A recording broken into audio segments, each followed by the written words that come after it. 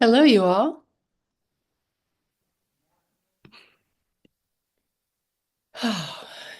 So we've made it this far with our sacred abundance, with our studies, with our lessons, with our love work. And here we are. We've made it to this space and this place. Hopefully, over these weeks, we've been considering a different perspective of abundance, a different view of prosperity. You may have tried out some of the sacred abundance love work or not. And today you will each have the opportunity to play with these concepts. Remember, we're exploring. So we're playing with these concepts. We are looking at these spiritual ideas and becoming clearer by the minute that abundance is indeed sacred. We are meant to live lives abundantly. We're reminded in the Gospel of John, the 10th chapter, the 10th verse, we are told that Jesus said, I came so that they could have life, indeed, so that they could live life to the fullest. I came that they may have life and have life abundantly. Abundance is scriptural. And this takes faith on our end. It takes strength. This takes love for ourselves and for our world to be brave enough to step forward and claim our birthright of good, our birthright of abundance, and living lives abundantly. We may have had to take a look at our deeply rooted beliefs about prosperity, especially as it relates to money. Now, I was raised in Indiana, in farming country, and the message I received through my family and the farming culture was one of modesty, of being humble, of never flaunting or showing off, and never being wasteful. And I reconstructed that message to mean to live life thriftily, needing less. And of course, raising three children, most often on my own, working full time, keeping a roof over our head, food on the table, and shoes on their ever growing feet, meant that I went without. And I did not resent that at all. I turned it into a game for myself. I worked in the business world. I had to dress up. And I found wonderful consignment shops and thrift stores, and I dressed well. I loved a bargain. I still love a bargain. And I still turn away from being wasteful. And it took years for me to accept that I am worthy. For the two concepts were tied together. I had a mindset of this is good enough for me that evolved into I'm not good enough to receive. It's tricky, isn't it? And that is where the value in these exercises comes in to help us uncover, to heal, and to reconstruct our beliefs about abundance, about prosperity, to recognize our worthiness, to see abundance as sacred and as our birthright, and to realize that we are lifting the energy of the world, blessing the world when we allow abundance to live in and flow from us. Now, it's interesting, the word prosper. If you look at the mid 14th century, it means to be successful, to thrive, to advance in any good thing. And it comes from Latin prosperi, which means to cause to succeed, to render happy. So you could say that prosperity simply means to make happy. Now, Myrtle Fillmore, co-founder of the Unity Movement, had this to say about prosperity, found in the book Myrtle Fillmore's Healing Letters.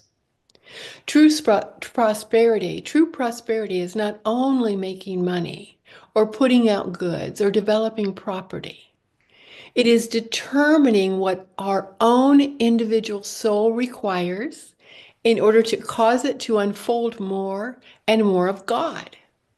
And then how to harmonize its expression with the needs of our fellow men, I added women, so that we are all really benefited and inspired to unfold and express more and more of their inner spiritual resources. Myrtle goes on to talk about physical health and spiritual unfoldment, truly fullness of life as prosperity. And Eric Butterworth, in this little book, Spiritual Economics, states that God is the divine givingness of the universe, and you are created in the image, likeness of this divine givingness. He also states that your true image is not something to get, it is really to discover. So sacred abundance, experiencing heaven on earth now. And so we begin. Larry and Chris will be giving you copies of today's questions for discovery in just a minute. Not quite yet, but just a minute. Our Zoom folks were sent a packet via email. And for our folks online and those who might be seeing this later, the questions will be shown on the screen. So how it works, if you haven't done this before, is you'll ask someone at the table, you'll choose someone to start. And you'll go around the table taking turns reading one question out loud, then just taking a moment or two to ponder, and then answering the question. No one has to speak if they don't want to. You only answer the questions you choose to. Go around the table one at a time, and then move on to the next question. Chris will be moving around the room, keeping the tables on task and encouraging this process. Our folks on Zoom will have their own group. No one has to share anything that they don't want to, and everyone has the opportunity to speak. Once you've shared on a question, let yourself be complete. If you've shared once on that question, let yourself be complete. You've already spoken. Let that be enough. Let each person's share stand on its own, whether you agree or disagree, or you want to elaborate. Then this approach is the most respectful to all those sharing. And then once everyone has had the opportunity to speak on a question, if they choose to do so, move on to the next one. So let's dive in.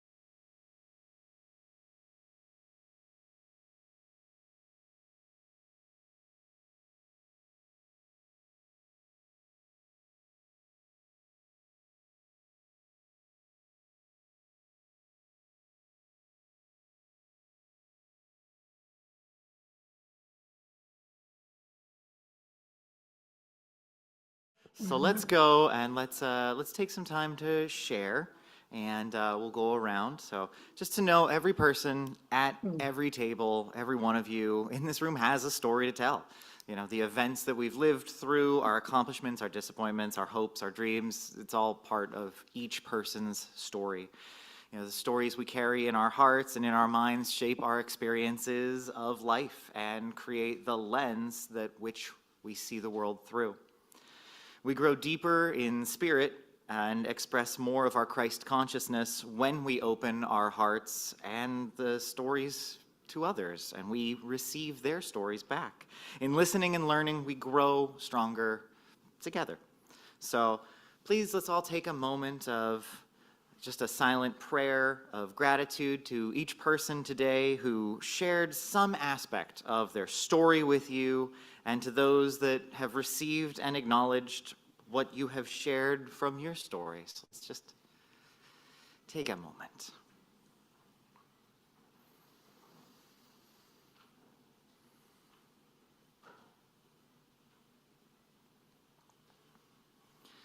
So, before we start to share, just think right now, what is one word that describes our experiences today? We're going to go around and we're going to share.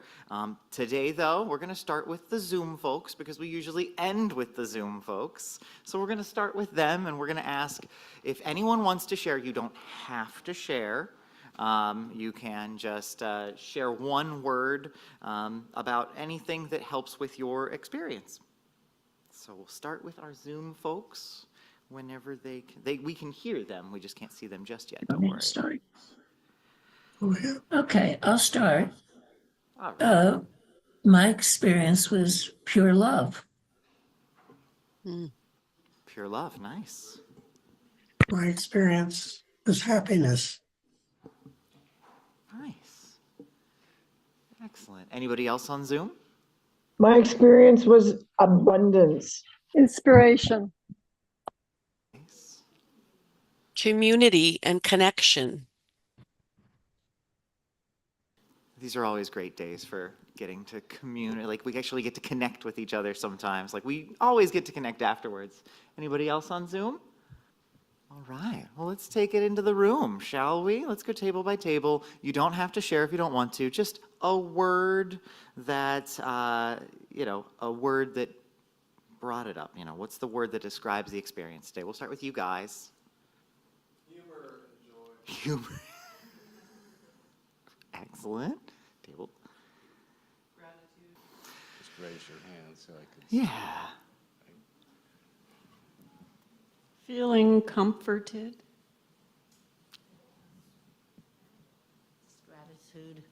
Gratitude and being patient. A oneness with everyone.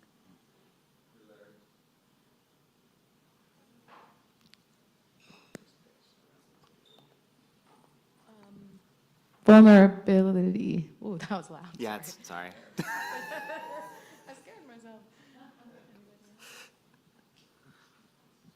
Larry, do you want to share a word? I'm speechless. You're speechless. All right, sounds good.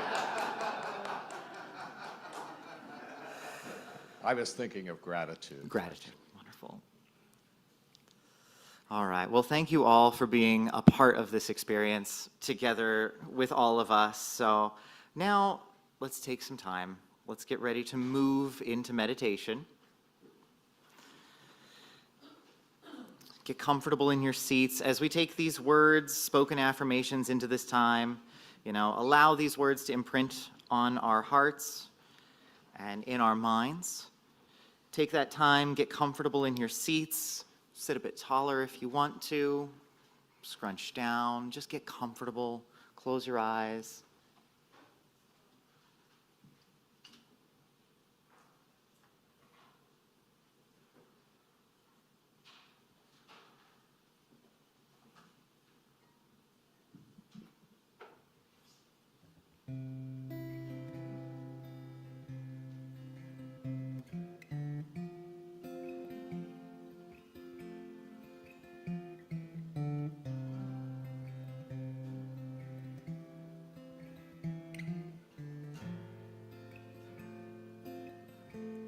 I'm raising the veil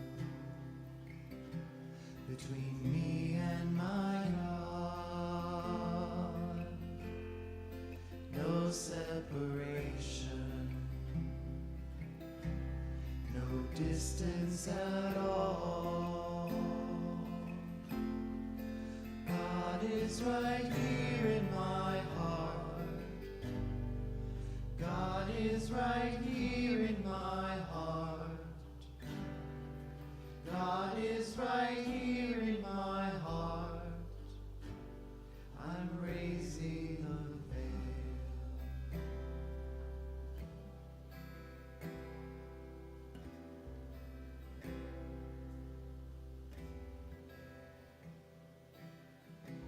Just breathe.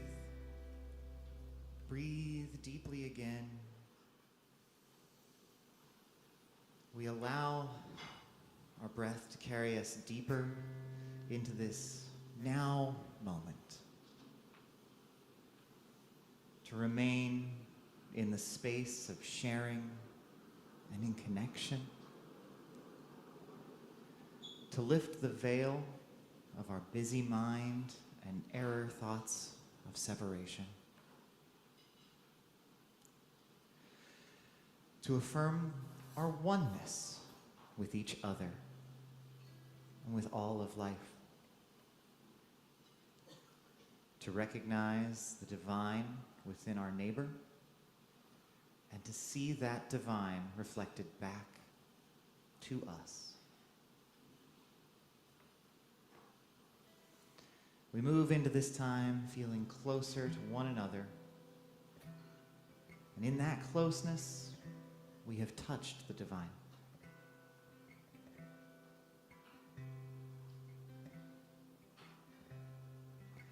And as we move back into the music, the words, let the melody of our hearts intertwine, allowing us to carry all deeper into our hearts.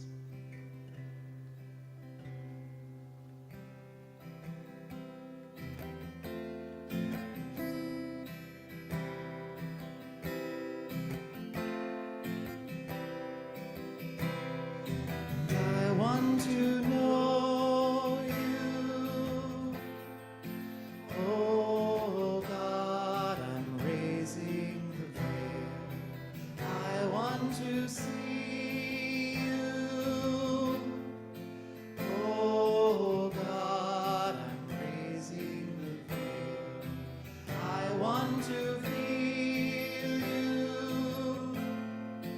Oh God, I'm raising the veil. I want to praise you. Oh God, I'm raising the veil. I want to love you. Oh God, I'm raising the veil between me and my God. No separation, no distance at all. God is right here in my heart. God is right here in my heart. God is right here in my heart. I'm raising the veil. God is right here in my heart. God is right here in my heart.